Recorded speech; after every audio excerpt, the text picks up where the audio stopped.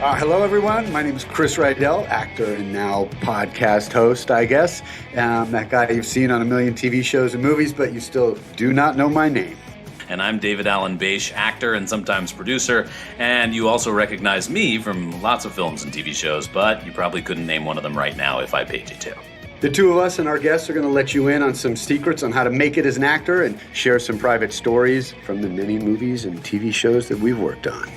That's right. We're going to interview a special guest each week, and we'll get their best advice and wisdom for you about how to break into this business and how to stay in it.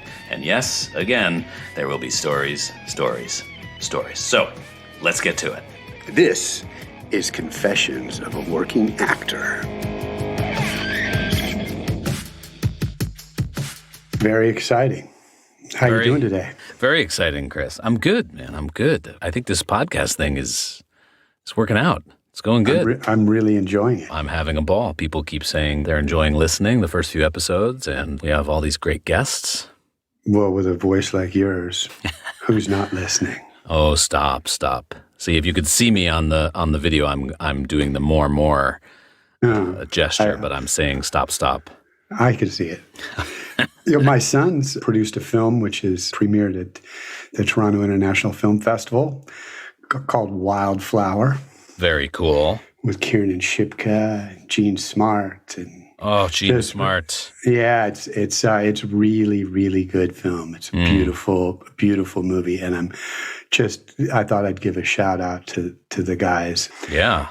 Morning Moon Productions, his production company. You must be incredibly proud of him. I'm like over the moon. I can't even explain it. It's unbelievable. I can't believe it. I'm so proud of him. Were you nervous about your son going into this field? A little bit.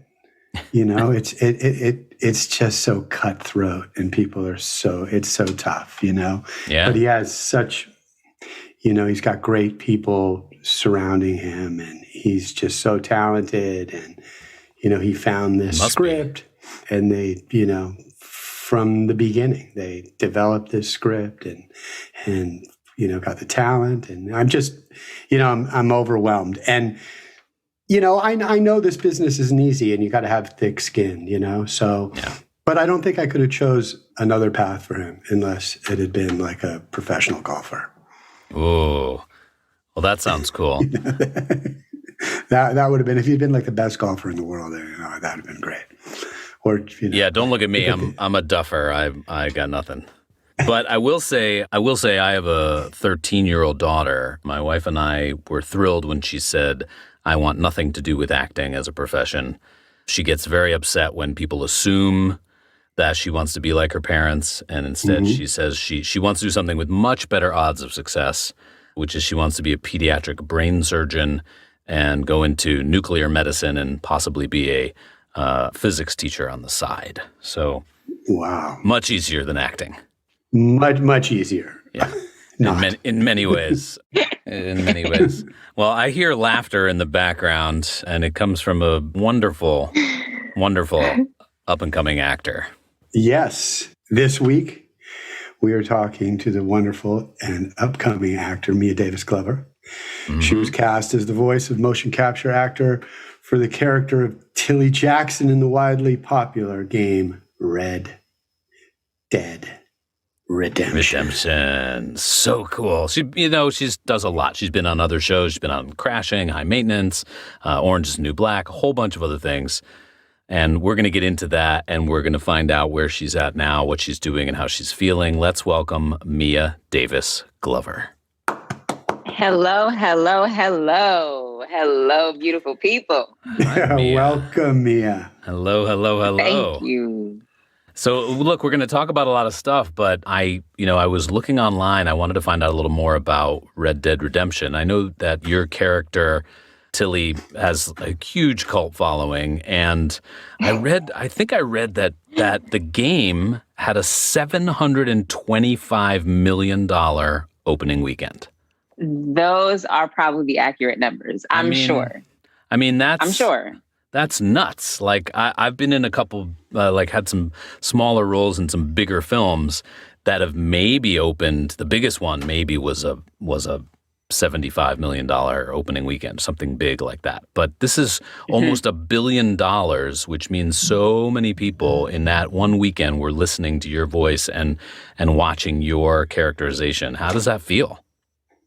Yeah, so this was my first I didn't grow up on video games. My brothers had video games like Nintendo, Game Boy, but I didn't grow up in that realm. So even to get cast in a video game, it was very like, wait, what?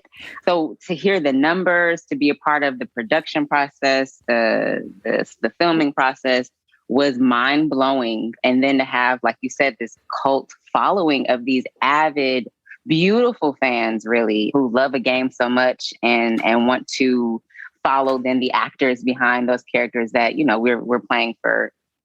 I think the game playthrough is like 80 something hours. Honestly, is like the entire game played. But yeah, it is very humbling in a way because I was stepping into, again, a part of the industry that I had never tapped into even recreationally.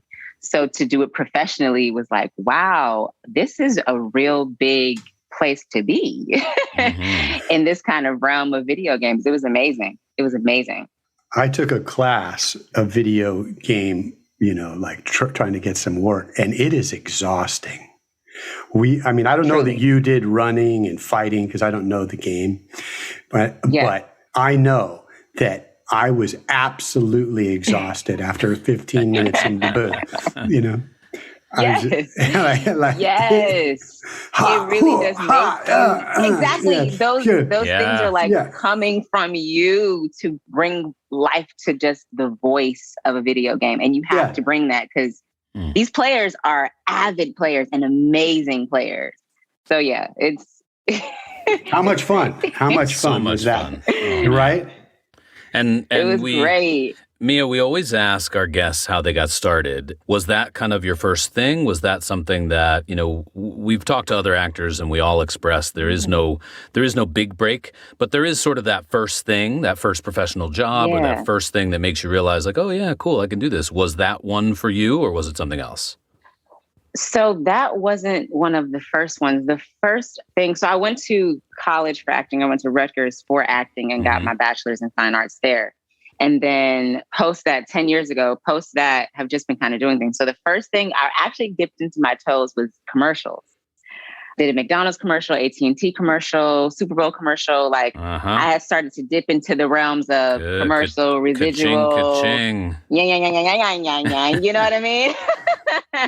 And then I got my first taste at some TV stuff, Crashing, High Maintenance, where it became a bit more. So really my big you can make a pretty penny, as if I didn't know that already, was the commercial life. And then Red Dead became the thing of like, oh, wait, there's a lot more tentacles to this industry. Let me really tap in. That's what Red Dead did for me. Yeah. Yeah. And you bring up a good point, which actors should know. I think they probably know, but some actors have a hard time accepting, which is there's a lot of money in commercials. And I came up with a couple of guys who were like, I'm not going to do commercials. I want to do Shakespeare. I'm not going to do commercials. I want to be George Clooney. And I was like, well, I just got cast as the Head and Shoulders guy. And I got fake, mashed potato flakes on my shoulder and I'm doing like this ridiculous dandruff commercial. And guess what? I was waiting tables and it let me stop being a waiter and start really being an actor and bought my wife her diamond. We call that engagement ring the Procter & Gamble diamond. There's nothing wrong with commercials at any stage of a career, but certainly to start out. Well, what's something that you wish you'd known when you got out of Rutgers that you know now? Something that I wish I would have known when I got out of Rutgers, for those who haven't gone to conservatory, it kind of, the learning process of that is really like stripping away what you thought you knew to build up kind of like a neutral basis of a start point, right? But then you kind of forget your sauce that you already have. So for me, I had stripped down so much of me to become like this neutral starting out point of like, I can do Shakespeare, but I can also be, some other like lawyer on a TV show. Like I can do these two different things, but I lost my sauce to think like, oh, your sauce isn't good with this palette that you acquired from college. So I wish I would have knew and known. And now I do know that, me coming from where I come from, but having the education that I have and the knowledge that I have of acting, of the craft, of the seriousness of it, was enough. I guess I wish I would have known that I was enough, Chris. Okay, well, that's a great answer, because that's kind of what happens, right? They kind of teach you how to be all these different, characters, how to do all this stuff, but you kind of lose, who Meeya is, and to kind of just kind of grasp that how important we all are as individuals, and that everybody can find their place. There's a place for all of us. And to know that. Absolutely. Yeah, and you said coming out of conservatory, we've talked to folks that have been at Yale, the School for Drama.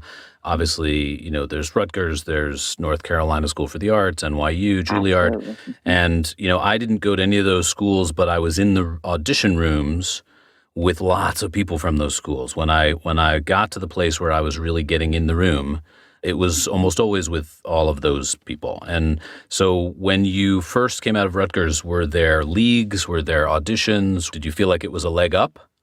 I feel like in ways it definitely gave me a sense of what was going on in the industry more than I had gained through my own lifestyle of knowledge. And then at Rutgers, they don't really teach you the business. They really teach you the art.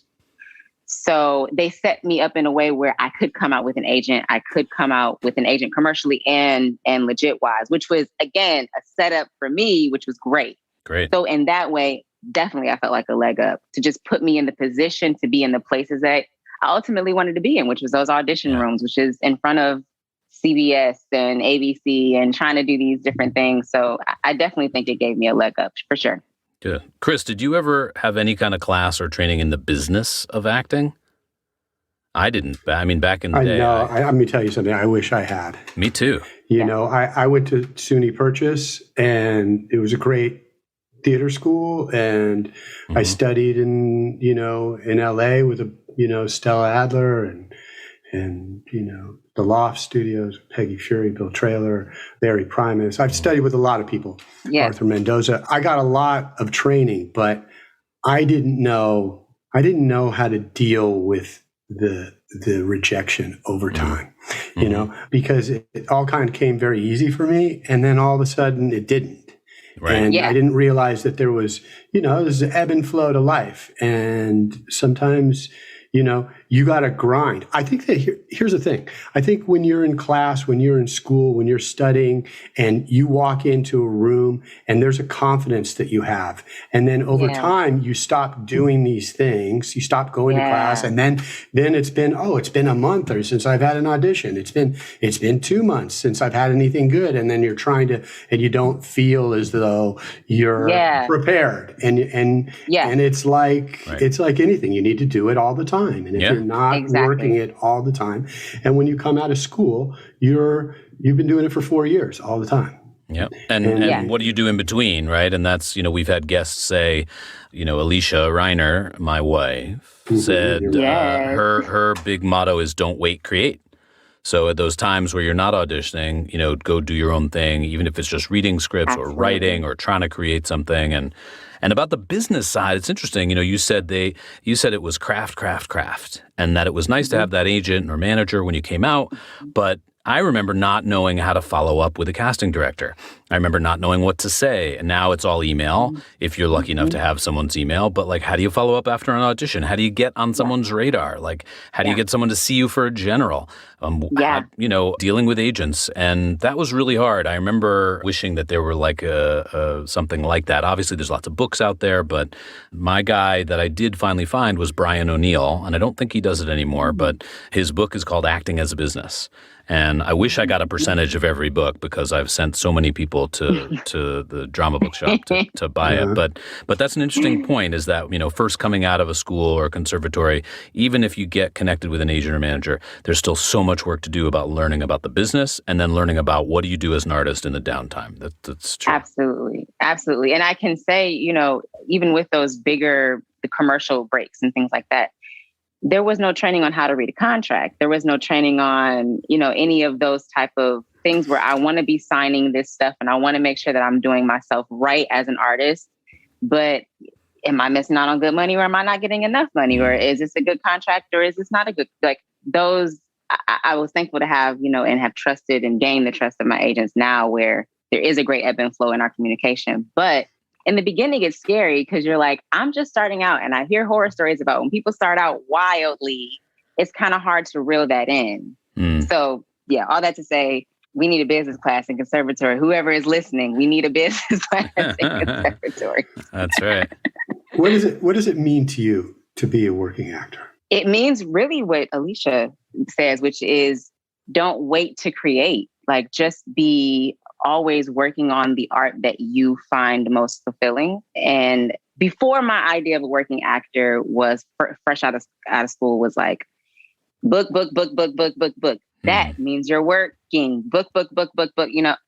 It wasn't, like you said, in between that downtime of still crafting myself and still reaching for my art. That means I'm a working artist, not just a working actor. And as actors, we are artists. We can do multitudes of things, be multitudes of people. And for me, a working actor is what I do now, which is create my own stuff, writing my own thing, pouring my craft into other places that may not look like a stage or a TV film or a TV screen, at schools, giving back programs, like working my art as being, a vessel for influence, a vessel for stories, a vessel for change. Because that's what we do as actors. Yep. I love it. Yeah, I love it. It's a great answer. And I want to chime in and say, for me, we had Richard Kind on, and he was joking that someone said to him, "Do you ever say no to anything?" Because he says yes to so many different things, even, little tiny stories, tiny indies, things like that. And, I've said yes to some things that maybe I thought on second thought, oh, should I have said yes to that? But there's a lesson to be learned from every job you do, every set you're on. Now, Meeya and I were on a set together, and it was a small little horror film. And for me on that set, first of all, I had a great time with you, Meeya, and I had a great time with the other actors. That was my favorite part. And so just as soon as the cameras were on and we got to kind of do our thing. But I did also learn a lot on that film, without getting into names or anything else, about what not to do and about how I didn't want to be treated as an actor and about what makes an actor feel good on a set. And what would you say if you learned something from that experience of like, oh, I did a little indie film and I kind of dug the acting of it. I'm glad I did it. And what was the takeaway from that experience for you? The takeaway is so interesting. I was thinking about that just really the other day, but the takeaway from that was like, if I want, again, there always is a purpose as to why something comes to my front door and why the gateway is then aligned for me to even be booking something like that. Because we would have never known that would have happened during the audition process, right? So I have to know that the takeaway is now my perspective, which is everywhere you go, there is something to learn and something to be gained, but also some part of you to shed, which was a little bit my ego. You know what I mean? On that film, I had to shed a little bit of like, wait, this is not how a trained actor from is supposed to be. It was like, wait, what can you gain from here? None of this makes you less than, but it really does enhance yourself as a creative, as an artist, of what you will do if you're in that position to create something from grassroots, or what you do as an actor if you're a part of someone's creation from grassroots. Oh, man. Yeah, exactly. And that's so much better than getting stuck in the negative, right? I mean, and it's easy to fall prey to that, especially, with jobs where you're thinking like, I wish I was being treated better. I wish I was being paid more. I wish this was more visibility. It's easy to get stuck in the negative. But is life ever what you expect it to be? Chris is like the Buddha. Chris is like the Buddha of the podcast. He's always got that wisdom that just slips right in there. It's just fantastic. I love it. It's not though, No, I don't think I've ever been on a film or done a show where I expect it to be this way. It's not. You just roll with it, Yeah, absolutely. Yep. This actor. You have to prepare yourself. You can't really, blame it on anybody else, because you don't know who the guy they hire, the woman they hire, the other actress they hire may be terrible. Absolutely. And giving you nothing, absolutely nothing, and not listening, and not, and you're like, well, wait, I have to do my thing, no matter what. And this is really important, Yeah, I had a comedy god. I got to do a little indie film, and I had a comedic actor that I consider to be an icon and a comedy god. I was so excited to work with him. And we got there, and he did all his stuff, and he was so funny. And they turned around on me, and he said, "I'll be in my trailer. You don't need me," and left. And I was like, like nothing ever quite goes the way you think it's going to go. Yeah. And I was like, I had a choice. I could have fumed and been, upset about it. And instead I was like, well, all right, so give me a PA or a stand-in or somebody. And let's do this. Yeah, we had a good time. Speaking of, we do try to kind of stay focused on the positive. So can you share a story with us of a positive experience you've had either with other actors or directors or casting from one of the last sets you were on, maybe the film Premature that you did, which I know was a really huge, big critical success, or any other, that one or any other set. Just we're really interested in like something that really made an impression on you. Something that really made an impression on me was in the movie Premature. So I play a young mother, Harlem. Shout out to Harlem. That's where I am. Shout out to Harlem. That's where I am right now. Woo, shout out to Harlem. All right, from Harlem, mother of two, and just kind of facing her own life struggles and whatever that was meaning for her and the father of her children.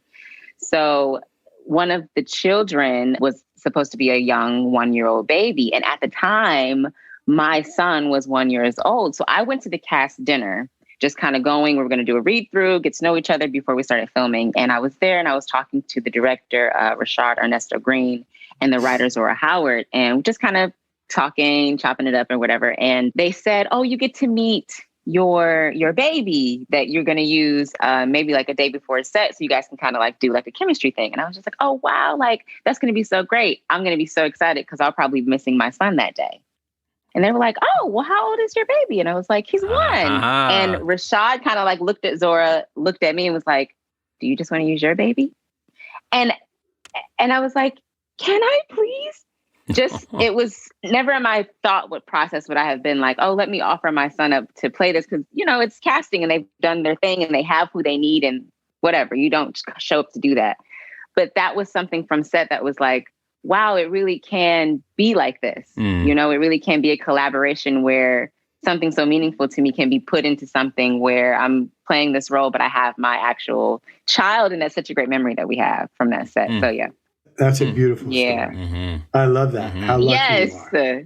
Yes. Right? How lucky you are that you have. Just be careful he doesn't start taking, like you do auditions with him and he's going to start taking some parts. Because like my daughter reads with me. She's a reader sometimes. And every once in a while, especially on a voiceover thing, my voiceover agent will be like, could your daughter do that? Could she read the other lines? And I'm like, oh, yeah, it's all going to the same place. Yes, absolutely, exactly, yes. David, your daughter. Yeah, exactly. You did. Exactly. She did get put on hold for something for a voiceover where she was the daughter and I was the dad, and I did not get put on hold. I was like, oh, we're on hold? Like, my agent was like, no, you're not both on hold. Just her. Yes! I was proud anyway. Sorry, Chris. Go ahead. Meeya, every week we do a little segment on our show called Worst Audition Story Ever. And we want to know if you have a worst audition story. Maybe you could share something crazy that happened or whatever. So worst audition story, is it that I could have booked the job or didn't book the job? Oh, it's up to you. It's just whatever it is, other actors who are listening, we would just want them to say, I feel you. Like however it goes.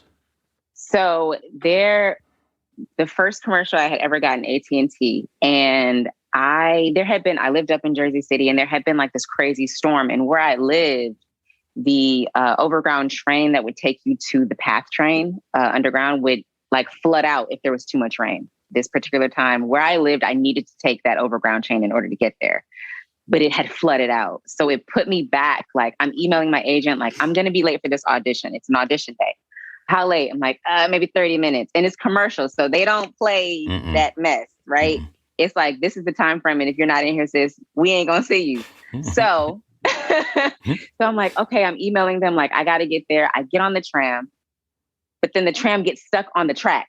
So now I'm stuck in the overground, maybe 50 yards from where I need to get off, but they legally cannot open these doors to let me off. We're on that train for about 30 minutes. Now I'm an hour out. I still got to get on the train to get to the city. I was 2 hours late. They had closed the time. I was past the time of the audition ending. I go in, and it was at Chelsea, actually. And I go in, and I'm like, I'm so sorry. I'm so sorry. I'm so sorry. I'm like trying to explain. One of whoever was still doing the camera operating was like, it's okay. We can, like, we're not done. She can come in. They already told us she was going to be running late. And since I haven't broken it down, she can still do it. Phew. And I booked it. No, you booked that? I booked it. They didn't have a Fantastic. callback. I booked it. I'm like, and I was playing a babysitter who was frazzled because the kids wouldn't go to bed. So it all was aligned. It all made sense. And frazzled you were. I'm like, frazzled I'm so you sorry. were, exactly. See I'm like, that? I'm You so see? sorry. So you never know whatever you've got going on. I mean, we always say leave all your baggage outside the door, right? But every once in a while, circumstances conspire, even with your worst audition, to get you the job. And this is straight first out of conservatory school. Wow. So there's a lot of pressure already on myself of like, book it, and now you're late because, you know. Yeah. But yeah, I ended up booking it. That was my worst story, but really greatest outcome. Yeah. Well. Yeah, you need to be aware. You need to be aware when you need to bring your baggage into the room with you. That's the moral of the story. That's right. That's right. Okay, well, Meeya, we usually end on another segment, and this is called the best piece of advice. So this is something that someone shared with you early on, something that you learned the hard way, something that you want to share with other actors. And you know, we've had some folks on that have been doing this for decades and decades, and they have wise things to say. But I know you've been doing this a little bit of a shorter time, and I'm even more interested to hear what you have to say, because there is a part of me that has blocked out that early part of my career because it was a long time ago, and I need to reconnect with that. And I think a lot of people listening want to reconnect with that. So, you know, your trajectory is sky high towards stardom, and I can see that and feel that. So you're in that spot. What's your best piece of advice? I think the best, first of all, thank you for that. That's beautiful of you to say. I feel like even in the time span that I've been out in the industry, I definitely think I have felt the moments where I've felt stagnant and stale in myself, even with me just kind of starting out. And it felt always so crazy to me that I could feel like I wasn't as creative as I knew I was. Even 4 years out of college, I'm like, you're not as creative as you thought you were. But I had to kind of ring myself back to say, like, no, you still got the sauce, like I said before, and your sauce is yours, and no one can take that from you, or no one can diminish that. If it's not at your doorstep and you're saying yes to that and going through that, then you're not supposed to be there. But that doesn't take away from your creativity. I have so many ideas that I felt like weren't good enough because they didn't look like the things that I was auditioning for. But I now know that, you know, all of my ideas are meaningful in some way, even if I'm just writing them out as characters that may prepare me for when I have to bring my baggage into the room. I've already kind of created this character before, so I can tap into this character that somebody wrote that has a movie script that is greenlit that's going to go. And I can be that, you know, that liaison to that vessel. So I would say my best piece of advice is, like, don't lose your creativity, or don't think that you still don't have it. If you still have breath in your lungs, you still have it. Like, you just still have it. That's great advice. And I also hear in that sort of stay out of your own way, right? Because especially early on, you're throwing spaghetti at the wall. And if you're judging yourself constantly and saying, that's not as creative as I thought it was, or, that's not as good as I thought it was, or, that's not what the industry says it should be, you're just doing yourself a disservice, especially early on. Look, everybody would love to be typecast or find a niche that they play and get hired over and over again for 50, 60 years, right? That would be a great career. But when you're first starting, like, throw that spaghetti at the wall. And I love hearing you say, don't judge those ideas. Like, just, let yourself be creative in any way you want to be creative and keep going. Because you're working on your art. You're a working actor. So, like, work. Do it, And trust that you're Absolutely. special. There's no other Meeya Davis-Glover. There's no one else like you. And we have to remember that. Absolutely.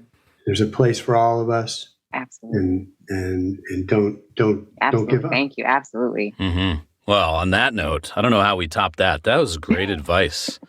Really love that. Meeya, thank you. It was great to talk to you. And we're so glad you joined us. Is there anything that's coming up next besides your son's 5th or 6th birthday? How old is he now? 5? He's 5 now? He is 5 and into kindergarten. Beautiful. And anything else you want to tell us? Every day I'm weeping inside as I take him to the kindergarten door. I'm like, I love you. It's a great time. It's a great age. Yeah, I was 5 is it'll a be great great. age. Good. I'm doing my own creative juices in the 4 walls of my home, but I hope to be putting some things out so people can be up to date on that on my social medias, which is just Meeya Davis. And you guys can follow me Instagram and Twitter. Yeah. And follow we shall. Yeah. We will.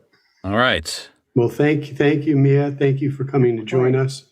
And thank you for all your great advice. Thank you so much for having me. Smile. Oh, thank you. We know everybody can hear that smile. They can hear it. That's. I know you might not be able to see it. That is the best sounding smile we've ever had on Confessions of a Working Actor. Well, it's been another great 20 minutes with you, my friend. And you too, brother. It's been fun. Yeah, that was great. Cool. I thought that was awesome. All right, star that. That was terrific. And we got another great guest coming up next week, so be sure to tune in again to Confessions of a Working Actor.